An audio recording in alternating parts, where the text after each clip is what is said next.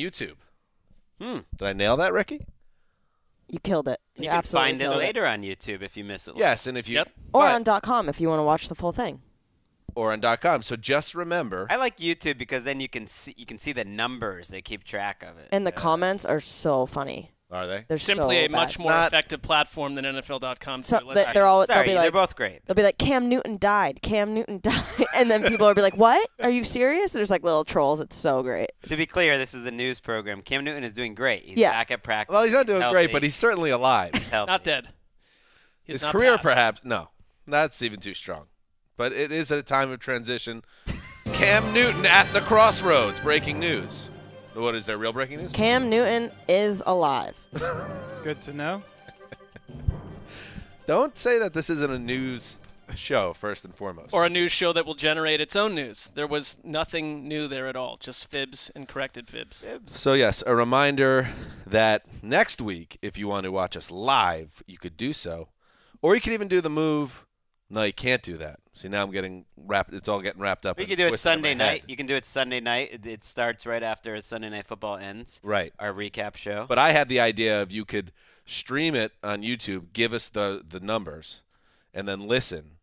Which you certainly can do, but you can't do that live. You in the better be moment. hitting both platforms. But here's an idea, because, Dan, you and I will be covering a scintillating Vikings-Redskins game later this evening. Someone could listen to that and then dive right into the YouTube and audio version of the show Wow. directly after. Speaking of the garage, Mark and I, after we do the Thursday night slammer between the Redskins and Vikings, Mark's staying in the garage, and my bosom buddy, Bobby Castrone, we are going to do a throwback podcast where Mark talks about the songs of his love life prior to meeting his wife and goes through each of them in exhausting detail, and I'm sure it's going to be really a journey through your A heart. little nervous. So check that out.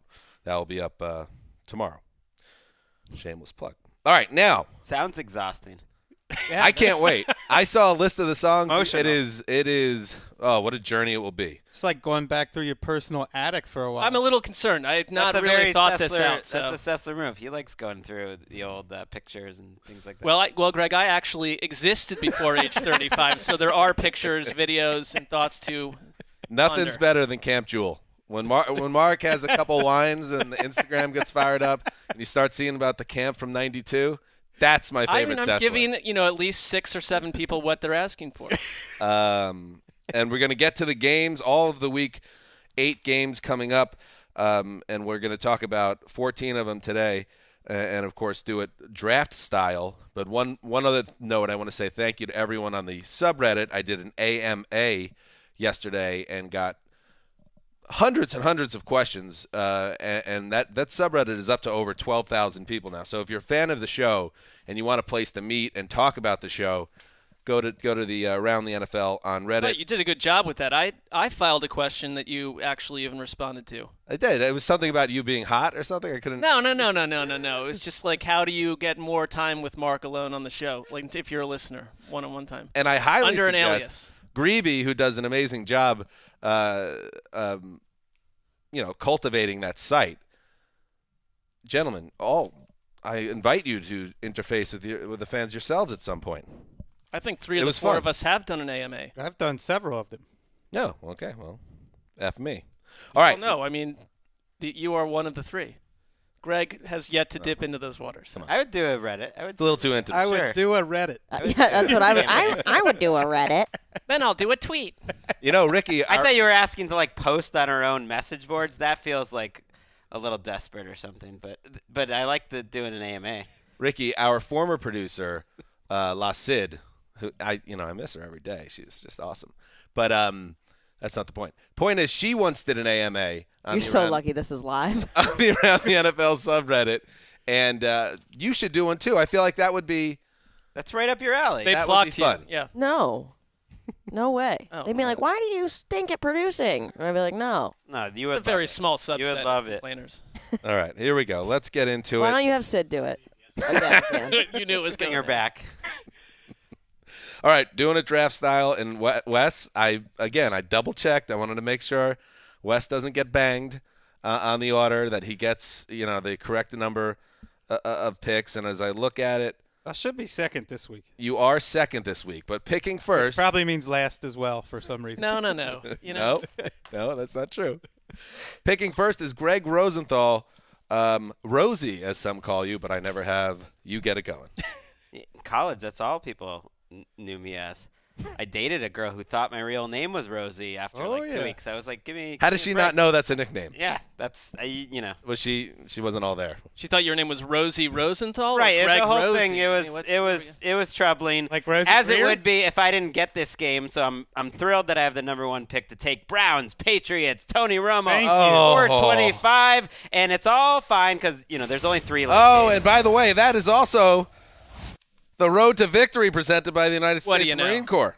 That's a segment we've added, a team that needs to go on the road and win. And I don't think it's quite as tall a mountain as people believe it to be, because I think the Browns have the capability to be explosive. Could they do it for the next 7 or 8 weeks and kind of solve their problems and be consistent? That I have more doubts about. Can they have a spike game where, coming off a bye week, they come up with some answers and give the Patriots defense some legitimate problems and keep it close and give the Patriots offense problems too with the defense? It's been pretty good. I think this is going to be a great game, and I'm glad I got it number 1. Mark, where do you stand on this? Because Greg is technically a Patriots fan. It's not technically did about you it. Did you think this was going to be there for you? No, at pick Greg, four? we you know, talked Greg about and it I, ahead of time. Greg and I will be appearing on the Tomahawk Show after, and we both must zero in on this. So There's it was only just, 3 late games. We decided one of us needs to get Right. this. That's it good. was- So you talked it out. There's yeah, no double it was. cross here. There's no issues here, no grudge It developing. whiffed of a double cross initially. No, we Double No, I'm cross. not. I'm not going to allow that to become a narrative. But Greg and I, we executed as we needed to. Now, Right. can the Browns do that? I appreciate your optimism, but I cannot think of one thing. And I'm not trying to just take a shot at the Browns. They're a team in development. I cannot think of one thing that they do on field or from a coaching perspective better than New England, even on a short week. They I could just create can't. explosive plays. And so I think the Patriots use man defense more than any team in the league. What's the vulnerability to that? It's certainly, if you can get over the top, if you can make big plays against them, you're going to have Odell Beckham. You're going to have, Nick Chubb sometimes in the running game making explosive plays. You're going to have Jarvis Landry in one-on-one situations. I at least think they can give this defense more problems, in theory, than any offense they've placed. Greg, Yeah. the skill players of the Browns are way superior to that of the Jets. But one of the big problems and one of the huge failures in the Jets' embarrassment on Monday night was they did not adjust, that they didn't really have time to get into the type of downfield passing patterns, because the zero blitz that is apparently revolutionary and is going to go down as like the 46 defense of this era simply doesn't allow that. And if they I think it makes Baker me and wonder, Odell Beckham because- and Jarvis Landry can adjust better and get But rid it's of the not ball. about them. It's well, maybe they break off their routes. But I mean, in terms of, can this offensive line, can Baker Mayfield, a quarterback who he's not getting caught on mic, but he's looked like he's been seeing ghosts at times this year as well. Can they handle the surge that is sure to come that took out the Jets and Sam Darnold? To me, that's what this game's about.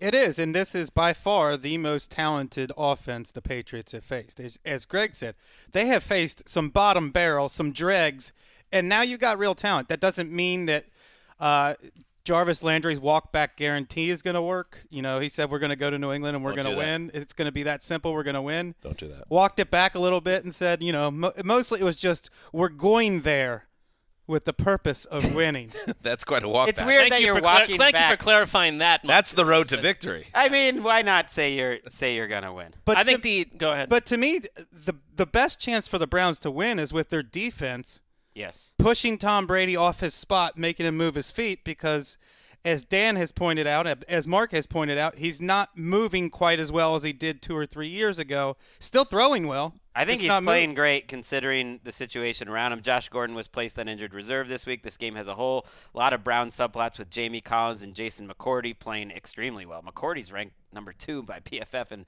at cornerbacks, and Collins has maybe been their most valuable player. But we should mention Gordon is out for the year, and yet Ian Rappaport's reporting he's going to be healthy in a week or two. He's probably going to get cut off injured reserve and land on a team like the Dolphins, who will claim him.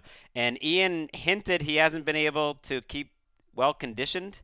That's kind of Why the would the reading Dolphins between. claim him? Why not? Why? What? Well, some okay, teams, some How teams does he will. help Or them the get Reds- 0 wins? Yeah. Well, because if you're a veteran and you get cut after next week, you're open to waivers. And it's some team with a bad record, whether it's the Falcons or the Redskins or the Jets. Who knows? I mean, It back is. back to this game. I think that you've got Cleveland has Denzel Ward and Greedy Williams at cornerback for the first time in about 1,000 years. They haven't had their full complement in the secondary all season. They are, by advanced metrics, about the 7th most imposing pass rush, although that's been very inconsistent. Every part of their team's been inconsistent. You can look at the personnel on offense, but I don't see a direct route for them to be any more convincing than a Jets team or a Bills team on offense because they've been out of sync from wire to wire. Outside of some big plays in the Ravens win, this Browns team is about as concerning on offense in terms of not living up to their parts as you can find in the league right now. I don't like this game for the Browns at all. Well, I wouldn't like any team going against the Patriots, but Yeah. can In they New can England. they if they Not go New in England. if they lay an egg to the same degree that the Jets do, that's a major disappointment. It's not a shot at anyone else, I'm but curious. they better show up I better think than good that. coaching staffs come off a bye week and they solve some things. They got to get OBJ going. They're averaging 8 yards per target to him. It's not all Baker Mayfield. The timing's been off. OBJ's had probably more passes that have hit him somewhere in the hands or that he's had a chance to make a play and he hasn't made the play more than ever I've seen him before in his entire career. And yet he's moving as well as ever. yeah, he's just that's what I mean. explosive as I ever. do expect it to change at some point. But Greg, I have a it's tough question this week. for you about Patriots fandom. Okay.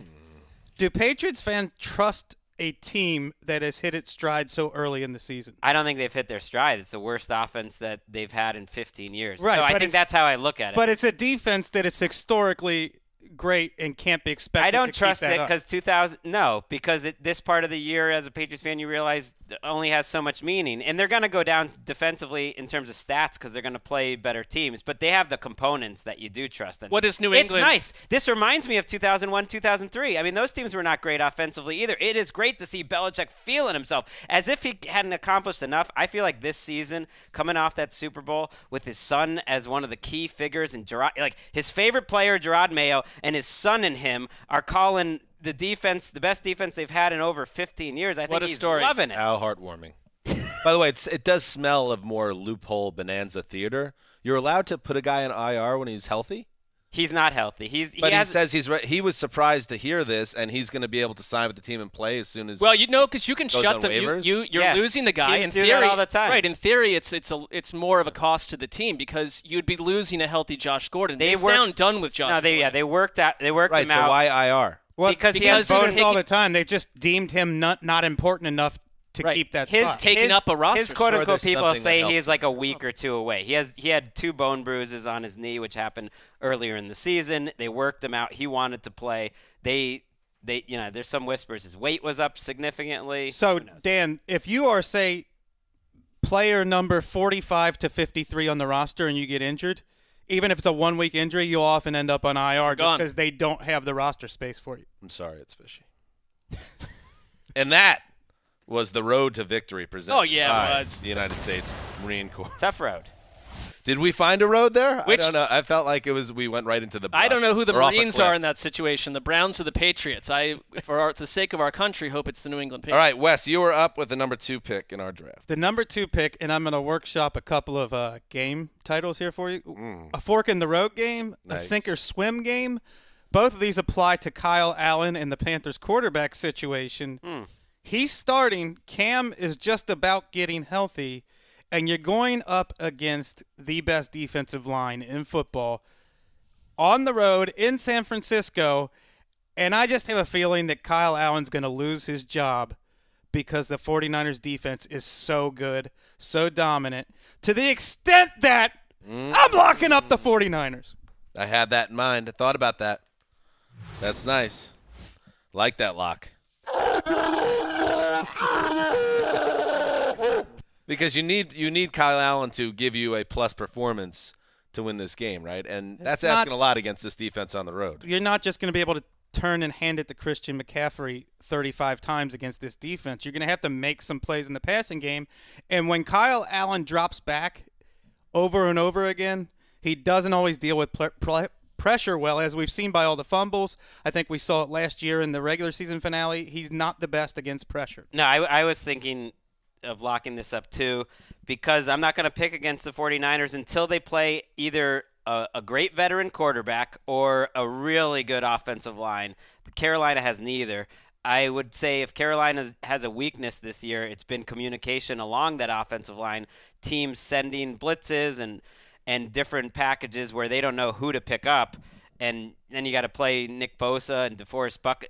This defensive line's so good, D Ford's a role player. They're only playing him 20 snaps a game because Arik That's all you need him Armstead for. is better than him, and Ford is lighting it up as a kind of a microwave off the bench. But Armstead's the Pro Bowler, and D Ford making $20 million a year. They traded all these picks for. It's playing 25 snaps. I mean, 49ers have allowed 10 points in 3 weeks. It's easy to forget a couple things because the Panthers, out of our world a week ago, they had drives fall apart against the Bucs. Their offense was not on fire for big chunks of the game against Tampa Bay when we were there watching it live in London. But then you've got a Niners team, and I know this happened in awful elements. Jimmy G had 10 yards passing against the Redskins in the first half last week. They're not a perfect offense from the quarterback position at all. I think that the Panthers can keep this close. But I will tell you one thing, because I like what happened last week where Wes and I rode arm in arm to lock victory. So I'm going to do the same exact thing 2 weeks in a row. Every week? No, but I'm going to do it 2 weeks in a row because I can't see another lock I like better. And yeah, you know what? This is a pretty safe one. I got the lock here.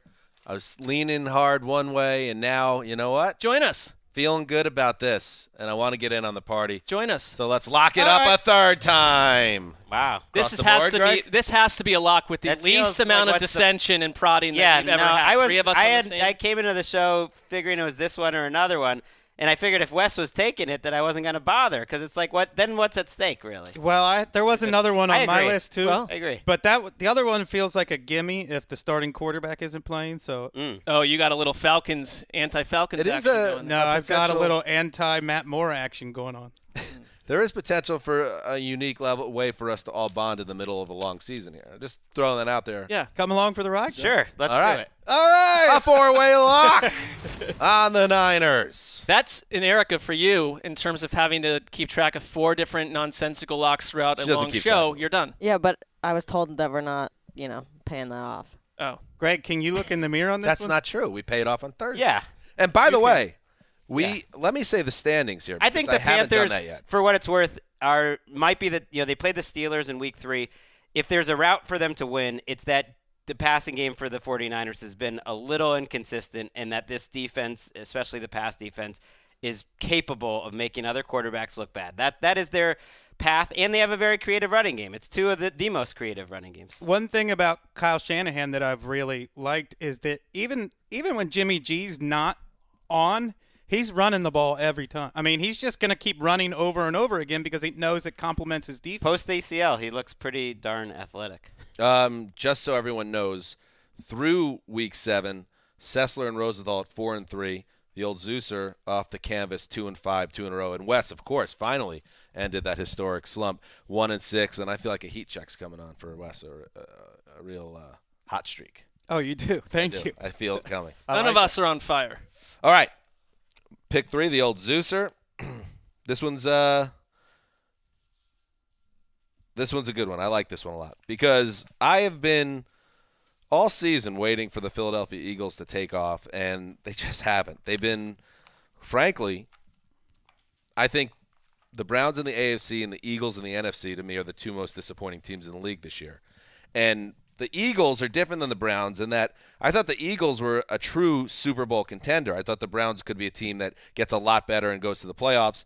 The Eagles, I thought, could be great this year, and in fact, they've been crummy, and especially the last 2 weeks. The last 2 weeks have been an abomination. They're in the middle of a 3-game road trip, and the third game now takes them to Western New York to play the Bills, who we know how good they are in their building. We know how great their defense is. So this is going to be a really tough game for them. But the 2 weeks, the 2 games going into this, at Minnesota, 38-20, a total no-show.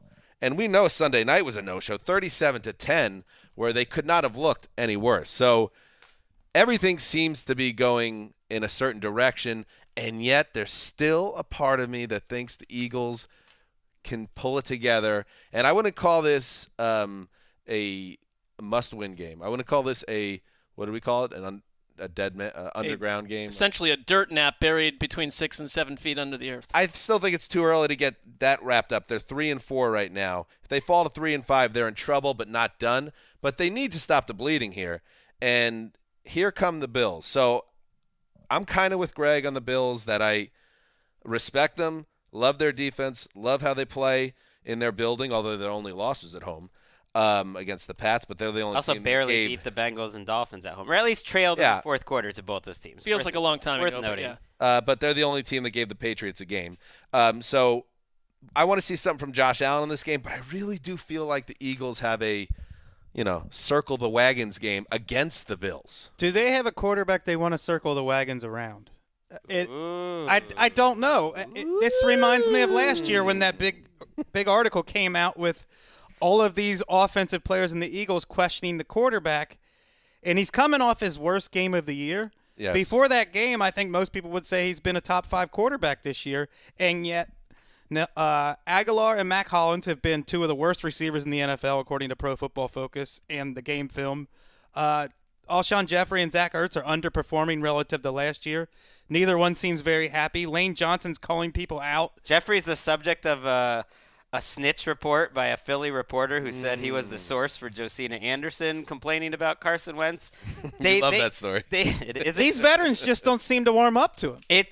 What's happening in Philly right now is what you see with like bad teams that are going down in a sinkhole. And I am also optimistic they can get it together.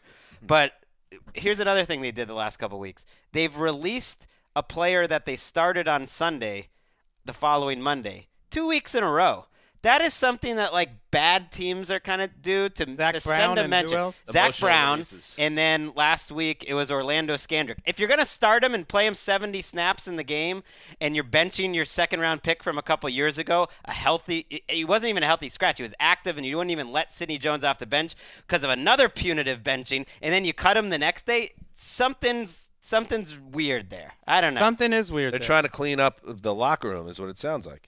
I'm at the point where Sean McDermott, and we've been Sean McDermott fans ever since he visited the show and was an absolute delight when we were with him in the owners' meetings. But you get a lot of mileage beyond that, that was smart. That was a wise 10 minutes by that head coach. I think other head coaches should remember nothing. Similar paths. But I trust him more than Doug Peterson right now, and I trust the way the Bills are run from head to toe. And though, at the same time, I feel like Josh Allen, who you look at a lot of metrics, is a bottom barrel quarterback. To your point, a bottom 5 quarterback. In a lot of ways, I'm not giving up on him on any level because there's a lot to like if he can get some of it kind of hemmed in. But this is a game where I think he can generate some points. And from the Eagles side, and I think you mentioned it, Wes, that if this was an offense that hinged entirely around the return of Deshaun Jackson, he will be back in this game. They were spicy. Well, that's what I read, that he's heading in that direction. They were spicy when they played the Redskins in Week 1 in the second half when Djax was the deep threat for them. They have not had that with Mac Hollins stepping into that role. They've missed that. And Nelson Aguilar. They've been really bad vertically. And Nelson Aguilar can complain all he wants. That's Wentz missed throws down the field last week. If he has a weakness, that's it. Nelson Alshon Jeffrey can complain all he wants to whoever, but he looks like someone shotgun from the tight end position from 1984 to me. He's a big, gigantic, bulky receiver who gives no deep option to Wentz. What is around Wentz right now? When they were dominant and he was awesome and MVP level, they were destroying people with their ground game because they were getting up early and absolutely manhandling opponents down the stretch. They've lost 2 straight games by 17 or more points because the secondary is a total leaky factory. They're an absolute disaster. I preface this by saying that I think this is going to be a game and it's just more a feel than anything else.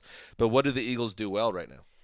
Not much. It really made me think. What Mark asked the question. They infight. Like, who are they? What's their identity? If they can't stop the run, Josina Anderson well. If they can't stop the run like they didn't last week, overall this year they have, and they're not strong up front, like on the offensive line, then who are they? You're right. And Deshaun Jackson, it doesn't look like he's expected to play. He has not been at practice either day this Triple source. Wow, I read that incorrectly. No, just to put it out there. One thing they do well, Dan, their quarterback is Superman when he gets help. He just hasn't gotten enough help. Jordan Howard. There was a line in, I forget which writer, maybe it was Zach Berman in the Athletic, who said you could make the case Jordan Howard is the only player on this team that's outperformed expectations. It's a bold statement. All right, Mark, you're up. All right. Well, so I'm not going to take one of the late games because Greg and I will be absorbed on the same contest. Me apparently responsibility free, just watching it with my eyes. But I am plugged in on As this. opposed to with what else? I don't know. I am plugged into this little 1 p.m. East Coast, 10 a.m. West Coast affair. Cardinals at Saints, and there's a couple reasons why I like this game a lot. Why? There's a lot of junk. Okay, you're right. Christian Hackenberg comes off the board. Where would you go there? Honestly, where would you go before you just throw your ridiculous arrows? Where would you go? There's a bunch of junk at 10 a.m. No, go ahead. Well, I hope so because we're about 45. What am I minutes supposed into to the be show going after excited 3 about? minutes. Broncos, Colts.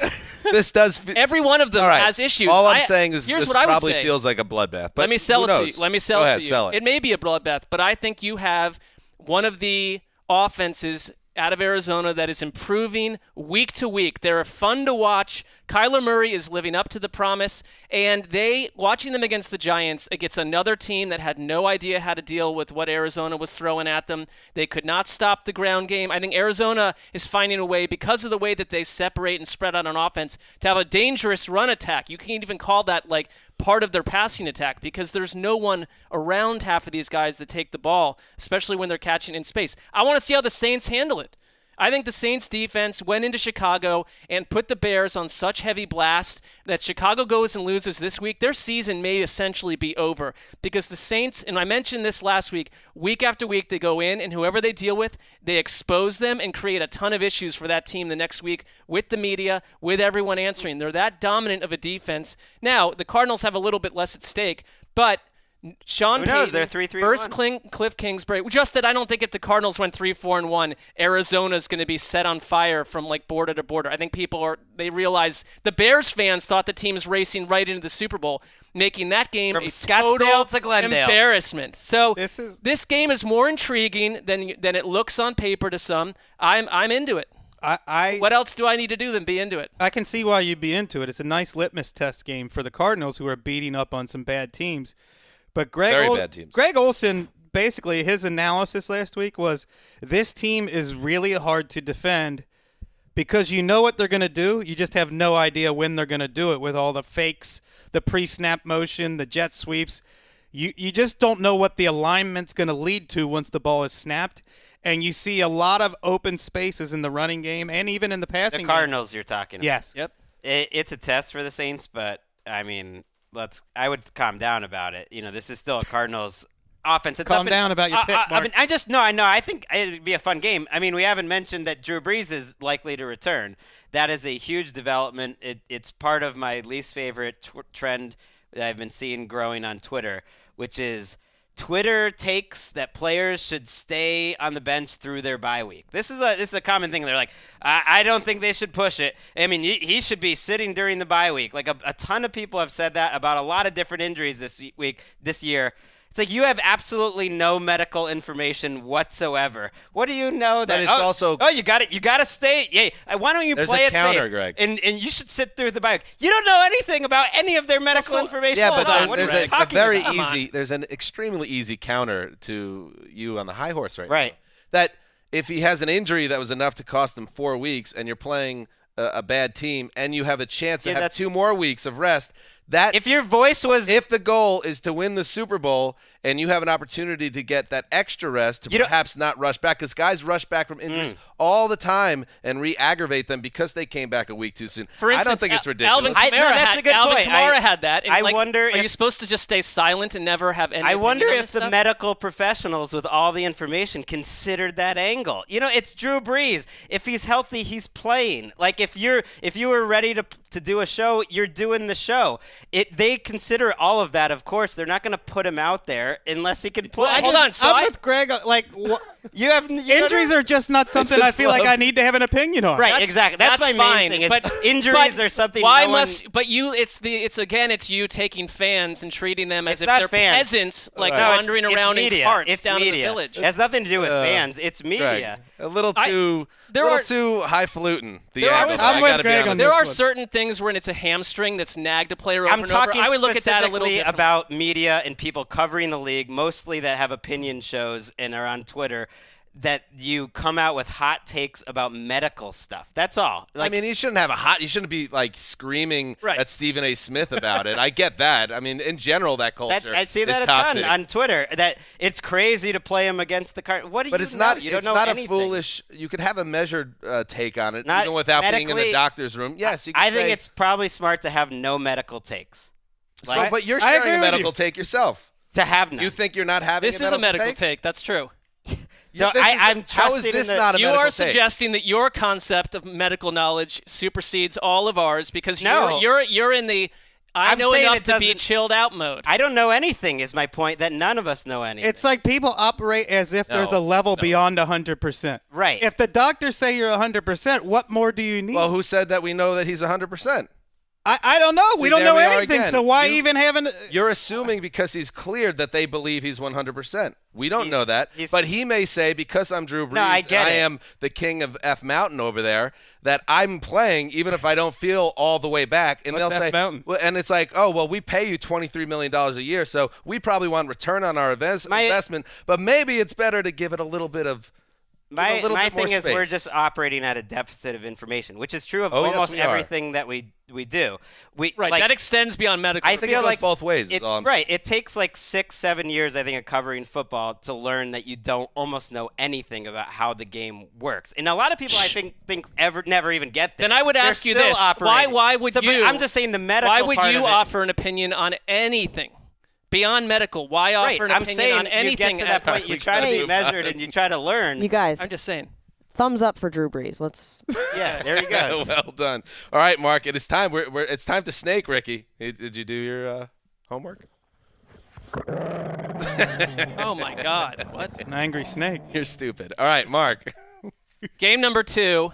And again, I think you'll reveal as you dig into the latter rounds here that we're not working with a ton of magical matchups on paper here. I'm going Giants-Lions because I want one more shot at the Lions to rescue Okay. themselves out of this hole. The Giants, to me at least, are interesting with Daniel Jones.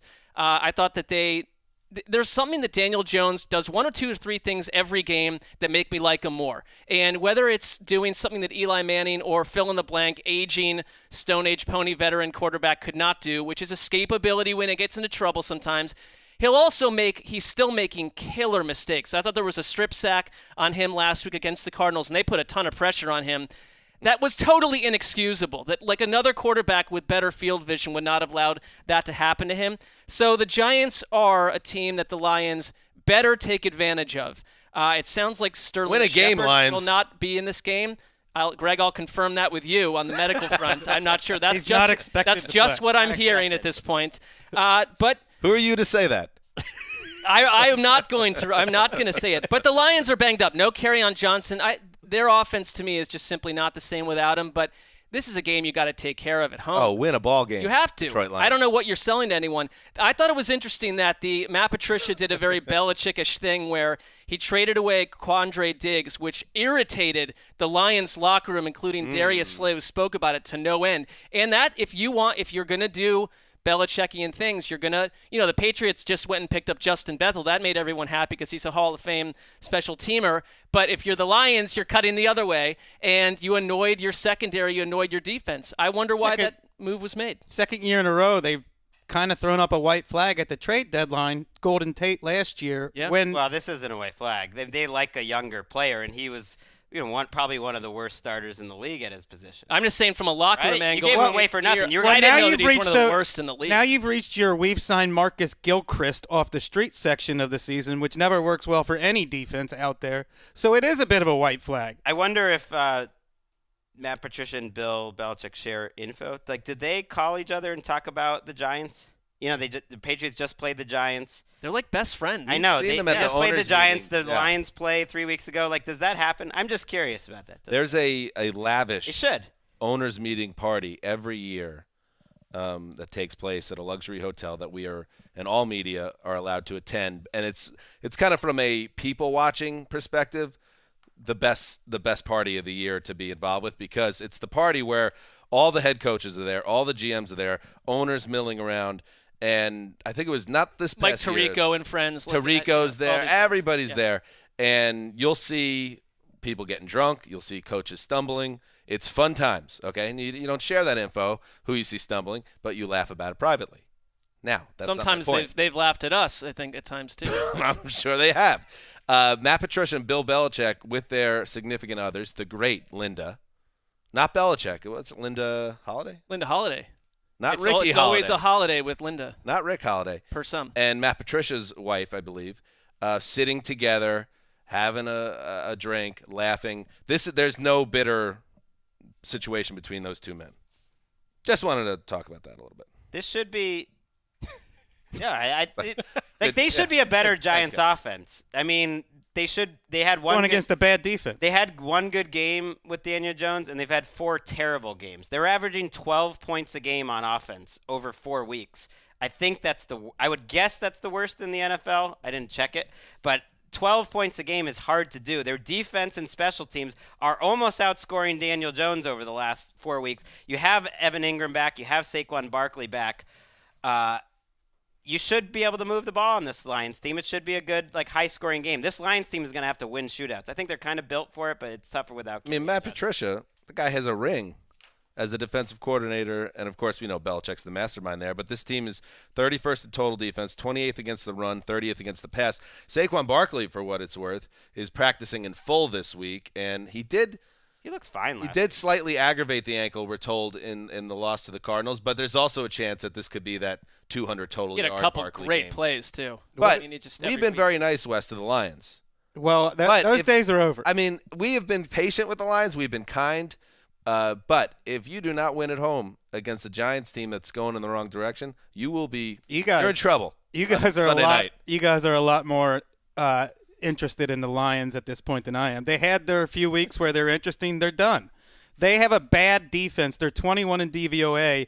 You said all those other numbers that were even worse. And the guy they spent $85 million on, Trey Flowers, has 1 sack and isn't really doing much for them. What is fascinating about this defense? That may be a case where Belichick and Patricia did not talk as much as Patricia would like to about Trey Flowers, who he knew very well, but please. All right, next up is the old Zeuser. I will check back in with the Jets, who cannot play any worse than they played last week on Monday Night Football, and now they travel to Jacksonville to face the Jags. I think the quarterbacks are what interests me here. It's Sam Darnold, who, by the way, on top of everything else in that game, got his foot stepped on, and they had to remove his toenail. Which, by the way, is another underrated. Mono people have vague teenage memories of having. Have you ever had a toenail removed? Well, I've had a fingernail removed. Yeah. It is not awful. a picnic. It is no fun. And Greg, that is a personal medical That opinion works. coming from That my works. actual life. That works. But anyway, I don't think he should play this week. To the point- save him. Don't push it. to the point that it kept him out of practice. I believe he returned in a limited fashion today. He looked pretty good Thursday. today. There was some footage on Okay. NFL Network. So he'll be fine, but it's just more, when it rains, it pours. Been through a lot. For Esdarn. So, yes, I want to see the quarterbacks in this game. I want to see Esdarn. Darnold back and show some fight and show some resolve after what was really, frankly, a humiliating week for him, even if he did handle it well in the media. And I do think he'll bounce back, although they're getting a road matchup against the Jaguars, who trade away Jalen Ramsey, and the defense gets a lot better against the Bengals, of course. But they played extremely well last week. I want to see more from Gardner Minshew. I want to see I want to see what everybody's excited about. I want to see what you love about him, Mark, because watching him the last 2 weeks hasn't given me a lot of juice. So I think it's kind of an important game for him. With Nick Foles, I think is still a little bit ways off, but he's got to stack a couple of good performances here to justify keeping him in the lineup. And Darnold needs to show everybody that he's not the ghost guy. I think if Nick Foles had stayed healthy and played the way Gardner Minshew has played, the Jags would be very happy with that trade. I think Gardner Minshew has been good enough. He's been good enough to win, and the difference between the two is he's still developing. He can become much better. I think you have to stay with him. And we got 3 more weeks still, even until Foles is eligible. I don't fault Gardner Minshew for the Jaguars only, having single digits for 2.5. He leads them down on the opening drive last year, and they fumble at the goal line, and then now all of a sudden Gardner Minshew's not a good quarterback. He has calm feet, he's so calm in the pocket, but then he can also, make make extra time by moving around and doing those little slaloms. He doesn't make mistakes. I guess that's what stands out to me. For a young quarterback, he makes really good decisions. He's averaging 7.5 yards per attempt. He has 10 touchdowns and 2 interceptions. Well, yeah. If Darnold had those numbers, we'd be going crazy. This was the game I was going to lock up. I feel really good that the Jaguars are just a better team than the Jets. I think this is not a good Jaguars defense. It's pretty mediocre in basically every metric possible. But I do think it's a tricky matchup for a team that has offensive line and protection issues because Todd Wash likes to get creative. This is a team that loves to blitz, loves to send a lot at you, and I think he's going to be licking his chops. And I just seen too much bad offense from the Jets that I trust the bad offense more than I trust the one game against the Cowboys, which is really 1/2 against the Cowboys. So I just think the Jaguars are just a little more sound throughout, and I like them. I'm with you in the sense that the thing that keeps carrying over for New York is bad offensive line play. I like the matchup for Jacksonville at home.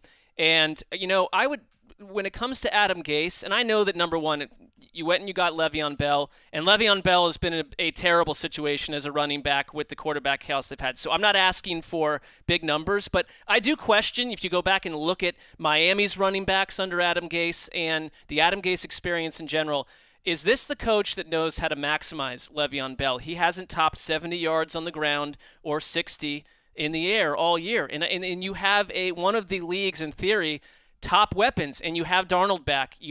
I've been so impressed by Bell this season. I've been so impressed by him. I wouldn't say that. I think he's been in an impossible situation, and he runs hard, and he makes something out of nothing. And when he had no quarterback play at all when Darnold was out, he didn't do much damage, but the guy plays hard. Jamal Adams, went on Twitter and pointed out everybody was lumping this guy in with Antonio Brown, and he's been nothing but a good soldier. He has nothing to do with Antonio Brown. But I don't think it's necessarily. I don't think it has anything to do with Adam Gase either. All right, but he's been an awesome teammate in New York, number one, and that's not. I don't think it's a Gase thing. He's been in a bad. Well, they got to use him more I want to see how Gase uses him when they have all their parts in, because it might be a Gase thing. He lacks.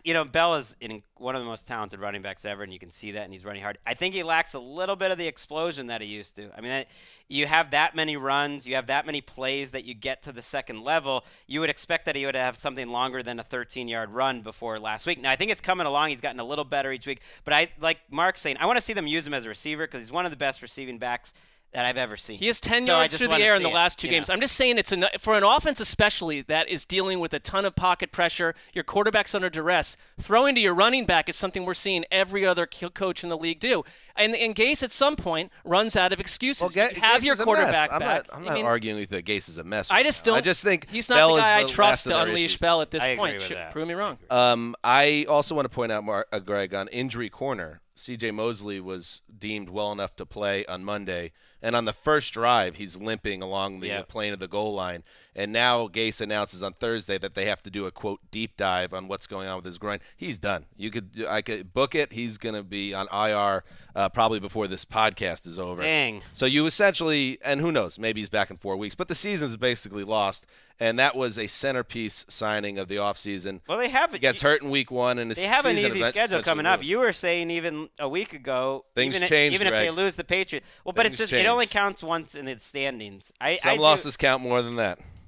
I don't have any more faith. That was a psychologically jarring defeat, right? And when you're on the other end of that as a fan, you feel that a little bit more than when you win. You have to win this week, and then it erases it. But if you don't win this week, bye-bye. The Jags are last in red zone percentage. That's one thing where for a running team, you would not think they would be the worst team in the league in terms of scoring touchdowns in the red zone. So that's why all their games are close. And honestly, with Minshew, his numbers would be much different. They had 4 drives last week that ended in field goals where they were 9, 10, 11. Yeah. They've done that every week. Before Monday night, I would have said this is going to be a great game, and I feel good. Now, who knows? Maybe the Jets compete, but I would not be surprised if they lose 31-3 either. That was bad on Monday. All right, Wes, you're up. Well, I'm risking a potential uniform apocalypse in this game. But, it is America's heartland and a grass field. I got to go with my Titans, Buccaneers at Titans. Every week with you. Well, I have fun watching waves them. Of grain. I have fun watching them. I thought Tannehill was a massive upgrade on Mariota. even with a few negative plays. They had their highest yards per attempt of the year, their best third down percentage of the year. Their outside receivers, Corey Davis and A.J. Brown, both had their highest catches of the year. And their head coach, Mike Vrabel, came in Monday and could not stop talking about tight window throws as if he had never seen them before. With Marcus Mariota under center, it was a different offense. You even had a 2-minute drill in there to end the first half. I mean, these are things Titans fans just aren't used to seeing. And then Jeffrey Simmons, the first-round pick, comes back, and as Greg said in the debrief, may have been the best player on the field. Albert Hainsworth was raving about him, saying, when I looked at this guy, Hainsworthian. Didn't look like a rookie. He looked like a 5th or 6th year Albert Hainsworth. It's a good. I mean, it's easy, I guess, because of the Titans thing. But that was a great comp because he seems so strong, along with the athleticism, that he was overwhelming. I texted a little with DJ about it this week because he had called Simmons a top 5 player in the draft, if not for the ACL surgery. And then there was also a sexual assault when he was early Not in his sexual. An alleged assault early in his college career. There was a woman picking on his sister and her children, right? And he stepped in. I'm sorry, that should be corrected. And that was back in 2016. But the Combine didn't invite him because of that. But just watching him play, he was a massive difference maker, and Tannehill was too. I mean, I think you have these receivers, Corey Davis and A.J. Brown. There's a chance that you get a little more out of them if you give them a chance to make those tight catches. And who would have thought after all these years, finally we got Mariota Winston in year 5 to decide it.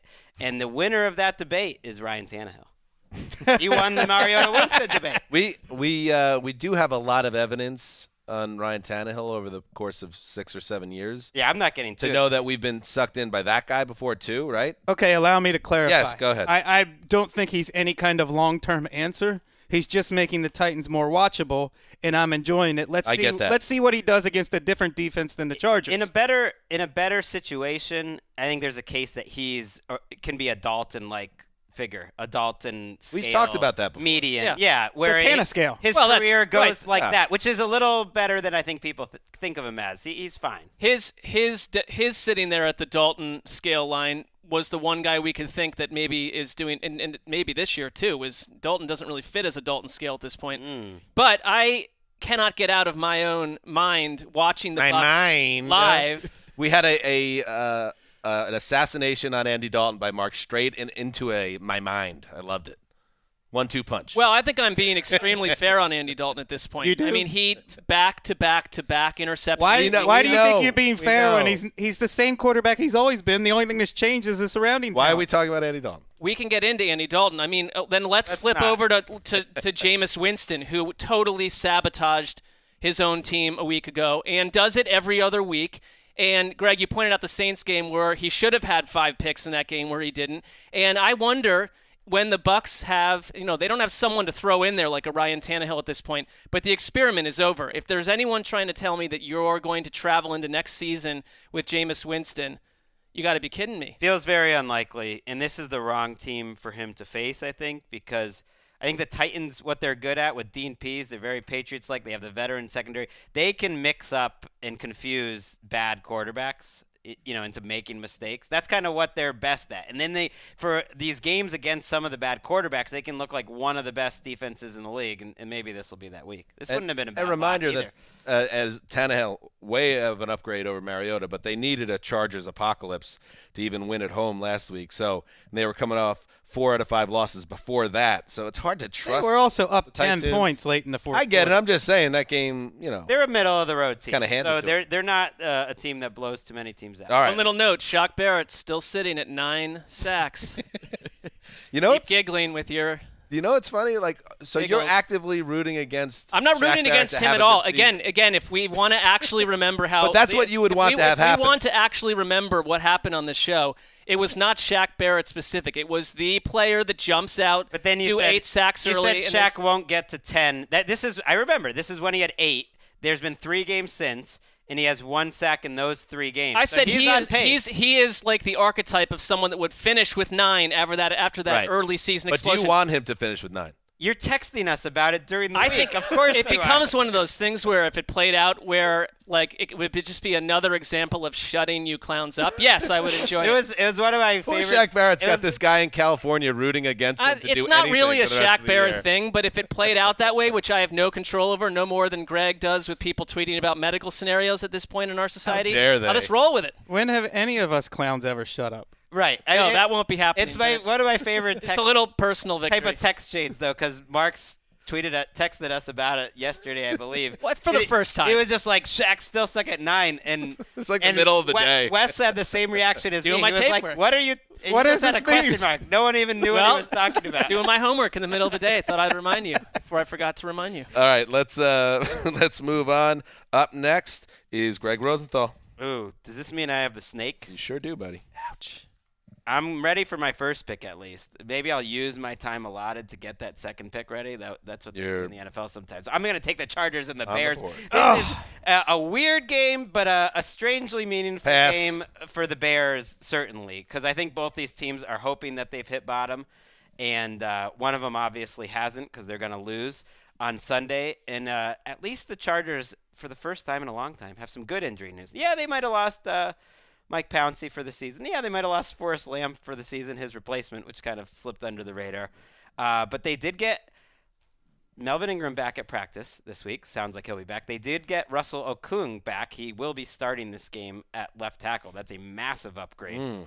And you have Hunter Henry playing like an all-pro tight end who you missed for Knock on about a wood. month. So Stay healthy, kid. they're looking a little better, and I thought they did some positive things in Tennessee, and I certainly don't think they're a cakewalk. I was very surprised to see the Bears open this game as huge favorites. I just do not see Mitchell Trubisky leading a huge That's favorite strange. against any reasonable NFL team at this point.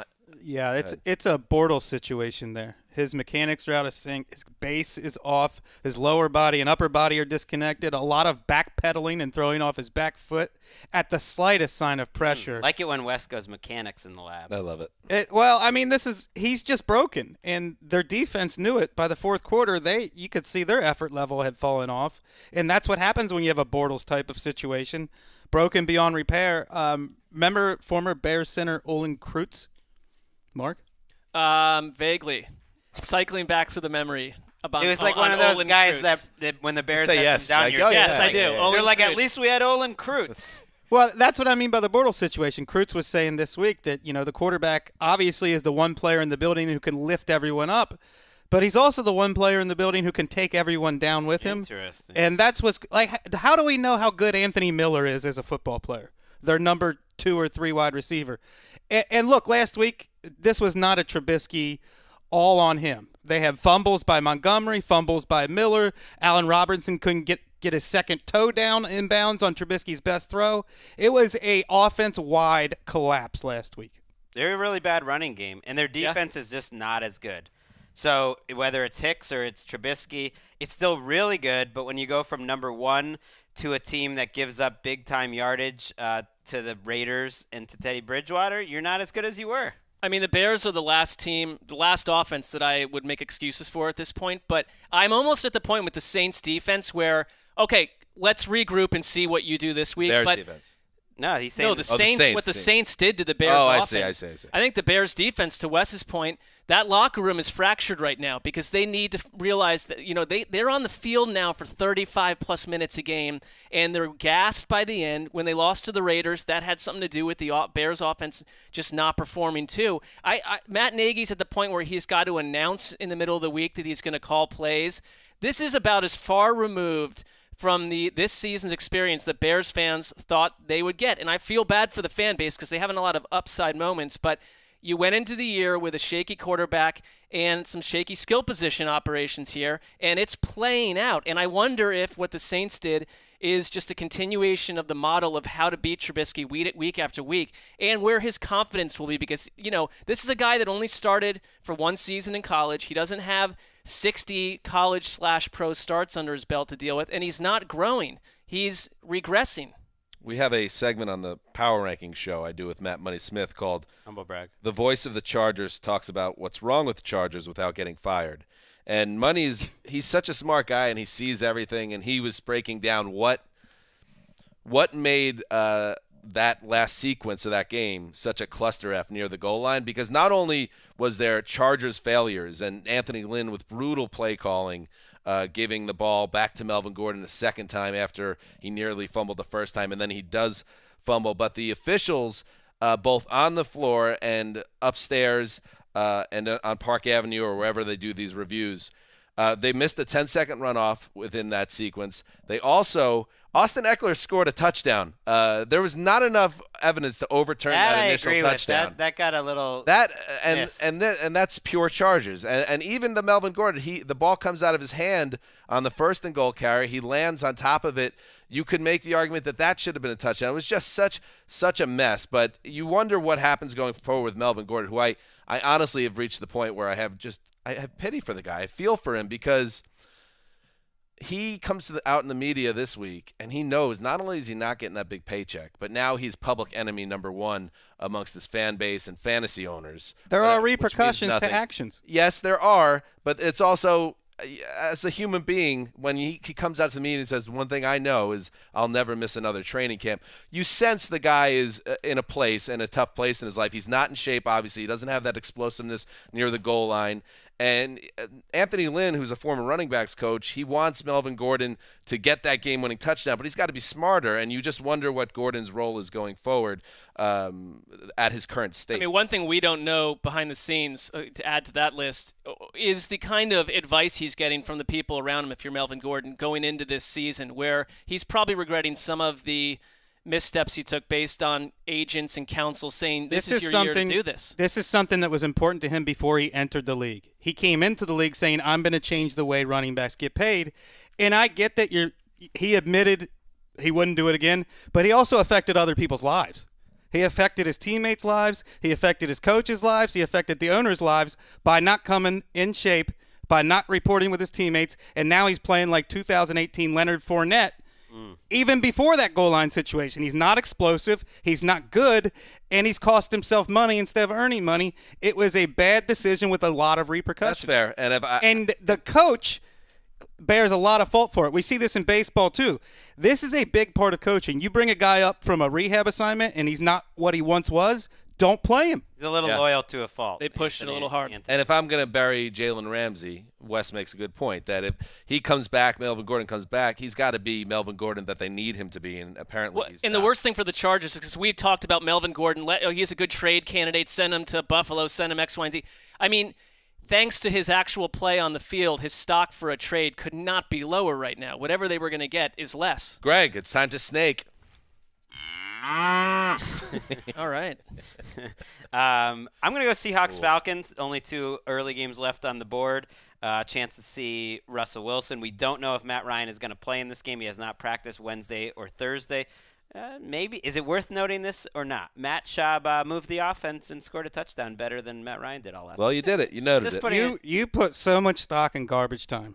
Ouch, what an indictment. No, Greg and I have always disagreed on the value of garbage time production, and I think it's actually worse than meaningless because it leads you to conclusions that don't mean anything. I don't think the Matt Schaub moving matters. I think it's hard to separate out. It is a philosophical thing, like what garbage time matters and what doesn't, because almost as equally as the team going up and down the field with their backups, things happen like what happened in the Jets game where you just keep getting destroyed no matter who's on the field. So it's just hard to know which one matters. I think there'll be plenty of garbage time in this game because the Falcons' defense is a garbage defense. I mean, them and the Dolphins are by far the 2 worst defenses in the league, and as long as Russell Wilson is allowed to throw the ball, they're going to be one of the most efficient passing attacks in the league. It's crazy that the number 2 passing attack in DVOA is basically Wilson and Lockett improvising and then DK Metcalf's 3 routes. Like that's about it, and that's good for number 2 in the league.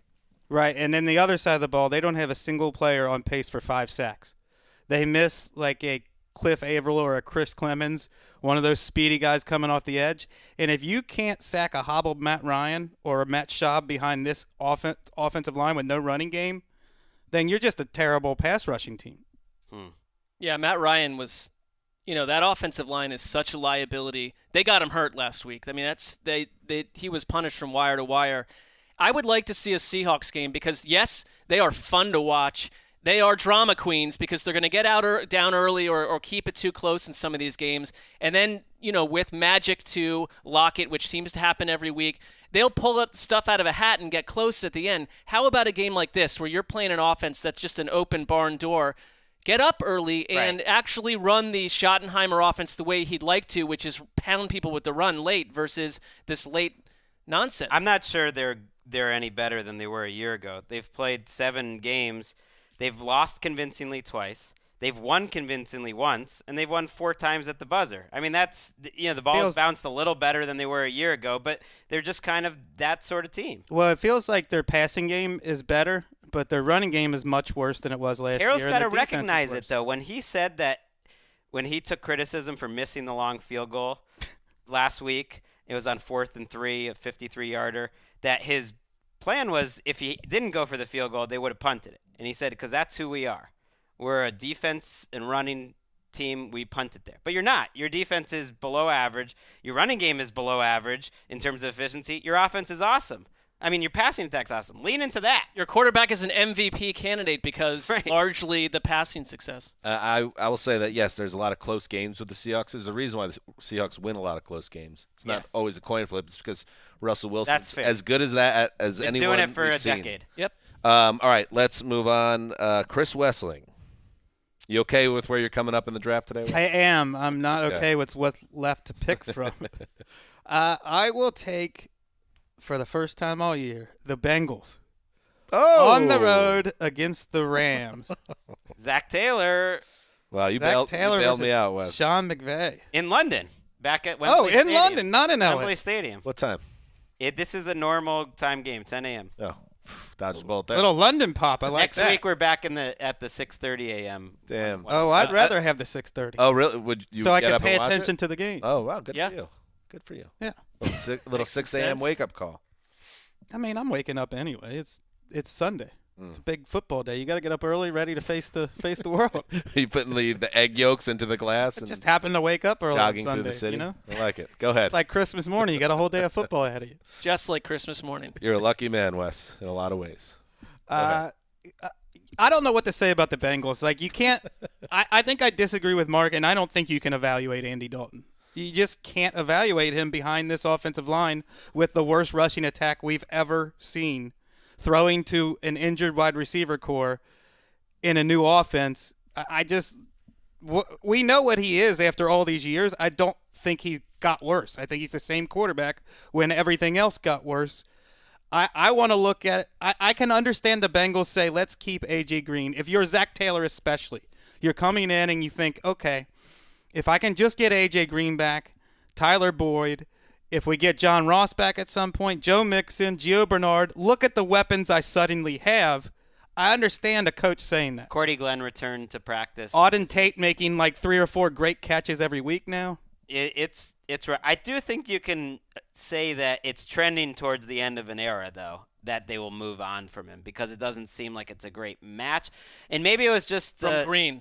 From Andy Dalton after this year. It was just like the emotion of it, but the end of that game, the booing, like the windy, half-empty stadium, like where you could actually half-empty. You could hear it was a smattering of people. Right. You could hear the individuals' different, timbers of their voice booing into the it just felt so like late December and ugly, and just felt like this is ending. Yeah, my only call is for a new era. Let's try something new, because a lot of those weapons that you listed have been there for a long time, and I'm not certain Zach Taylor's the guy to take them over. I thought the Rams, I know who they were playing last week, was kind of a nice FU game for Jared Goff and the offense to say they're not perfect, but you know what? They did everything you could have asked. I thought Goff made some really nice throws. He is far from the dude at this point. But after the fire that they were taking, they went and they took care of business. I don't know what you could have asked the offense to do get right more in Atlanta. Yeah, they got right. And they focused on what they do well, which is those 3 receivers. They're awesome, and they played a lot of tempo. I think it was a little bit of back to basics. Some hurry up. You'll see that. Yep. I think you'll see that. And the offensive line was made to look really good by a horrible Falcons pass rush. But let's see some more Darrell Henderson. I've seen enough of Gurley. I mean, Ouch. he's a useful role player, and he's their starter. He's a good he's a starting running back, but he had a play where he had a canyon opened up, and it was just him and the safety. I forget who it was, number 30 on maybe it's DeMonte KZ on the Falcons. And Venus Flosman. it was just what Wes said. He didn't try to make a miss. He kind of burrowed and just went down. And when Darrell Henderson comes in, he doesn't look like he knows where he's going, but he's going there fast with a lot of power. Let's see more. I agree. My last thought on this game is people are teeing off on Jared Goff because I think he's one of those guys that people like to tee off on.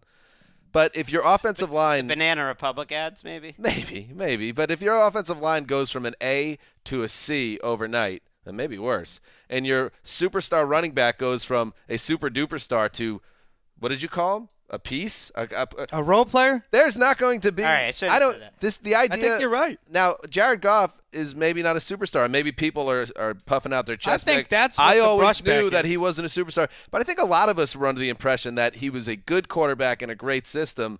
And now that he's playing poorly, it's not necessarily because he's terrible. It's because things have changed a lot. I've on the not Rams given up right on now. this team at all, especially with Jalen Ramsey. I think they can be a factor in the NFC. Goff is terrible. I don't think we need to go there, but he was an MVP candidate a year ago. I'm with you, though, Dan. I think A lot that. of vitriol at that guy. But from the beginning, there was also, if anything, that nagged Goff, if he was the superstar in waiting, was that it was just Sean McVay teeing him up at the line of scrimmage play after play and making Which him is look better than unfair he was. because it's people that don't Well, know it's- enough about football. I think it's just fair to making wonder, those like, comments. what's his ceiling? You know, he's still only 25.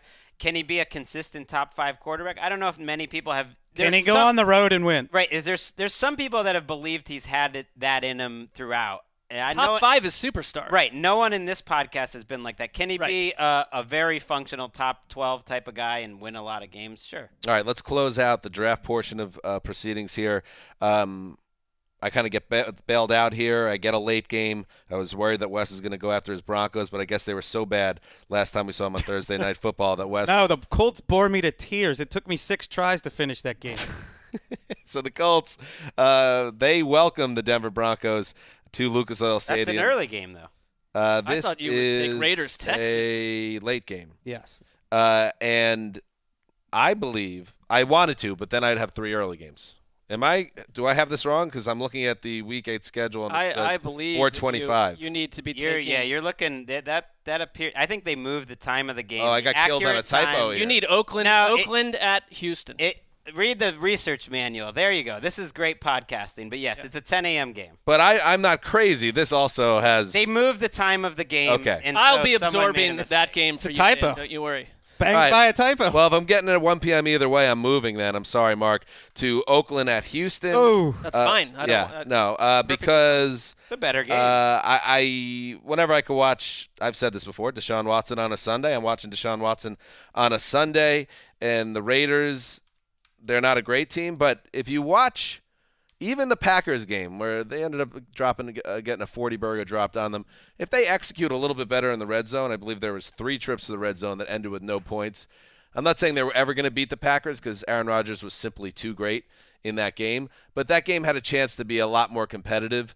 And maybe that's because the Raiders aren't good enough to execute, but I also think we've seen enough from them where they had an off day in terms of the red zone. I think they could go to Houston and absolutely compete. I did think about locking up the Texans just because Houston is coming off that tough loss at Indy, and they're another team that I think if they bring their A game and they're at home, they're pretty tough to beat. I think that's the version of the Texans we see, and I think the Texans do go away with a W here. The people in the desert think this is a pretty nice setup for Houston for what it's worth.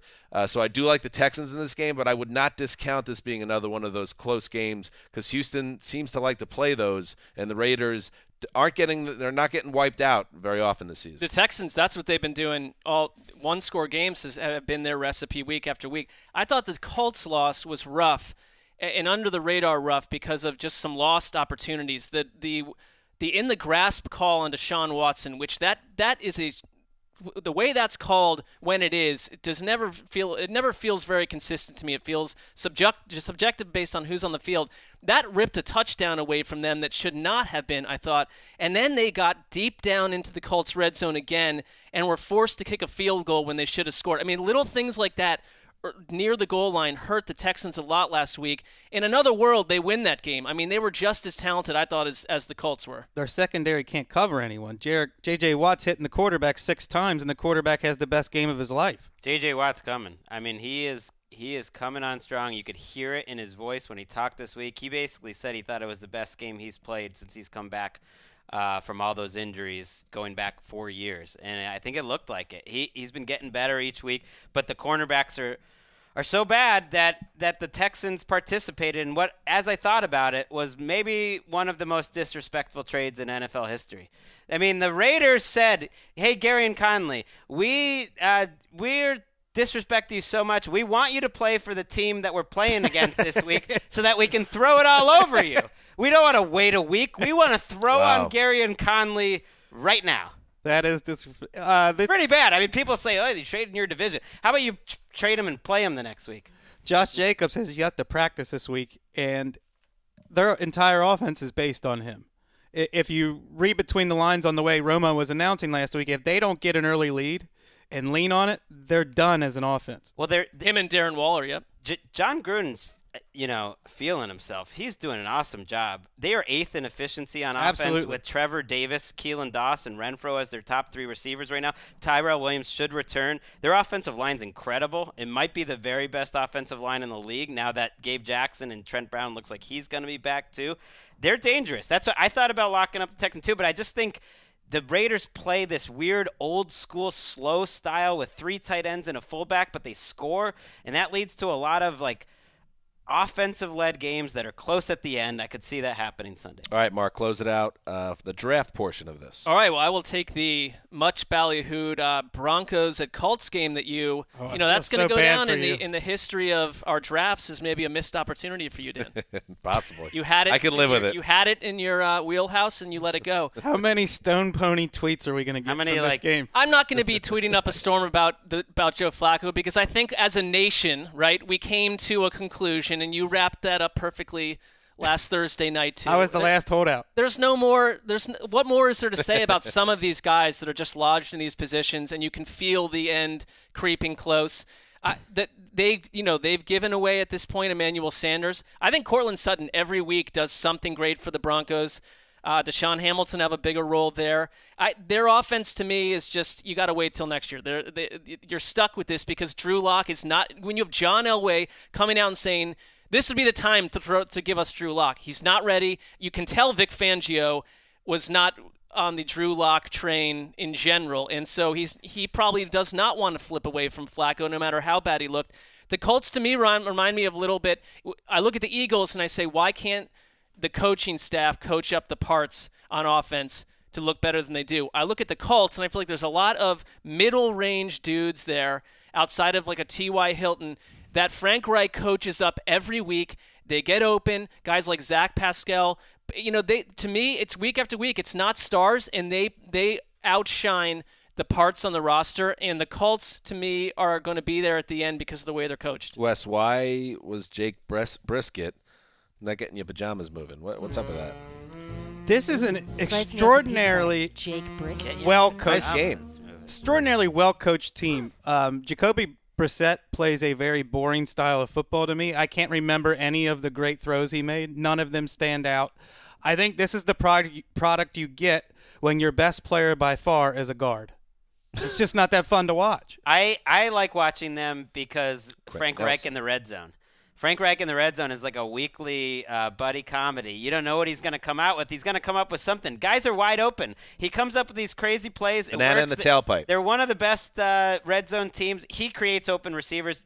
Brissett did have a couple of nice deep outs in that last game. He's got plenty of arm. There's no question about that. But all 6 of their games have been one score. So you said you wanted to see the Seahawks win, convincingly. I'd like if we do think the Colts are going to be there at the end, and I had them in the playoffs. So did you, Mark. Yep. As do I. And yet, before the season started, I don't feel any better now than I did then, even at 4-2, because the margin's so slim. Go beat the Broncos, commit. That whole AFC South has that issue. Don't they feel like the ultimate 10-6 team? Yes. Yes. No, absolutely. I feel like they're Colts, yes. closer to 500 to me.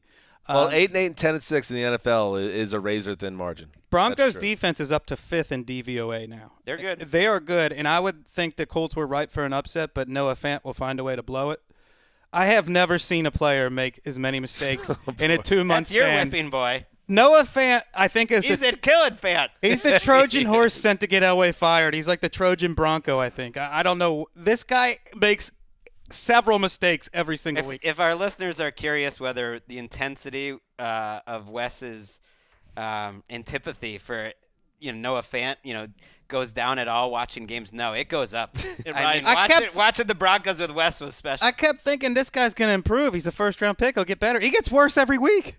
All right, let's move on to Sunday Night Football. And this one hurts because we had the game of the year potentially set up, and perhaps it will still be a fun game because the Chiefs at home in prime time, they're not going to roll over, but they're also not going to have Patrick Mahomes, who is out with that knee injury that he suffered last Thursday against the Broncos. So it will be Matt Moore, right? We haven't Right? The Chiefs are Mahomes trying is to make practicing. They're playing saying it that smart. he took some second-team reps and that there's a chance. When you look at the video that they put out there, I mean, he's like kind of limping around there and not He ain't playing. doing I mean, we would not Rap in sheet any says- way take a leap medically. We would not Oh, no, suggest no, no, no, that no. Rap anything- sheet. I would Rap keep sheet him out through the says- bye, though. I will say that. I'm going off Rap sheet, who says he's not playing. Yeah. So. I think it's 3 weeks and then the bye, Greg. I think it's just safe just to keep him out through the bye. I actually think he has one right before the bye. There we go. They might get Chris Jones back, though, which is a huge addition, and they might get Eric Fisher, their left tackle, back. So they have some good news. This does feel like a game that the Packers should win. Wes, is there any way to spin it where you think the Chiefs pull this out if they don't have their MVP? No. And I don't even think they pull it out even if Mahomes plays because he'll be so limited against Aaron Rodgers in the zone. Well, I agree with that. This Aaron- version of Mahomes, not healthy Mahomes. I'm not Right. trusting the Chiefs' defense to suddenly flip the switch on because they had one great night in Denver. And right now, Aaron Rodgers is an elevated sports experience to watch him play. This is the Aaron Rodgers that we were watching 3 or 4 years ago when he was at the top of his game. And I'm willing to sacrifice the Cowboys, any other team, to keep this Packers team healthy the rest of the year. They will be my number one pick in every chance I get to for our Thursday exercises. This is the team. They're gaining strength.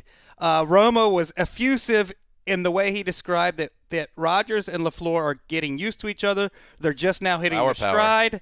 Aaron Jones is awesome. Once Devontae Adams gets back, good luck. He's doing this. Rodgers did this last week against the Raiders with a receiving core that had a combined 11 touchdowns in their career. We are right back where we started with Aaron Rodgers and the Packers. Mark is now getting No, annoyed you know at what Packers. though? But the difference is that I can get behind the whole Mike Pettin experience. The team to me feels different. It is. entirely than the operation from a few years ago, where you knew some drama was going to happen down the stretch. I thought they did give up a couple big pass plays against Oakland last week. Their defense is not Saints level. They gave It's up not more anything yards close per to play than any Packers game in 4 years. that. Right. Darnell Savage is practicing fully this week and helps. should be playing. He's been big in their back end, but was out the last 2 weeks. And your boy Robert Tanyan's back. They do have a lot of good injury news. I Robert like Tanyan. All right, let's move to Monday Night Football. Here's a stinker. It's just a bad game. Watch it if you want. It's part of the NFL. Every NFL game is great. By the way, it looked But- bad when they put the schedule together. All right, it never So- looked great, but now it looks even worse. You got the Dolphins 0-6 traveling to Heinz Field to face Mason Rudolph and the Pittsburgh Steelers. The Steelers coming off the bye, looking to have a pulse in the AFC North, and the Ravens seem right now to be the clear best team in that division. The Browns are an enigma at this point. The Steelers, though, if they can get this win and get to 3-4, at least stay on the periphery, but that's about as much as I could say about them. I'm stunned to read the optimism from the Steelers beat writers about how this team is going to finish. Like Ed Bouchette, and there's one other one. Yeah, they were. I read a couple.